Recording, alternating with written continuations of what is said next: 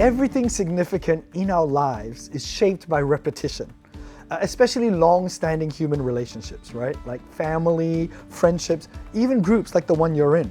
The way that we interact repeatedly creates grooves or patterns that make it easier for us to do the same thing the next time. Think about how your parents get into a pattern of fighting, or your siblings and how they relate. Or even when you're talking to yourself, if you say one thing once, doesn't really matter.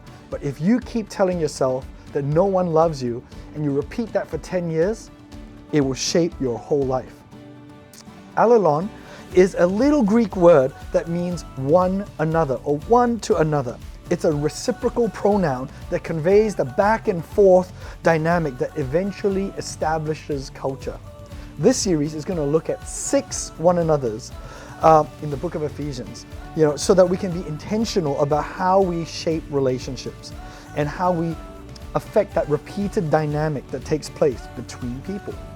I love how Paul introduces the first one another. He highlights not just that we are to live out our calling, but he says, hey, pay attention to the way or the manner in which we live out what we're called to do. Ephesians 4:1-2 says, I therefore, a prisoner for the Lord, urge you to walk in a manner worthy of the calling to which you have been called, with all humility, gentleness, with patience, bearing with one another in love.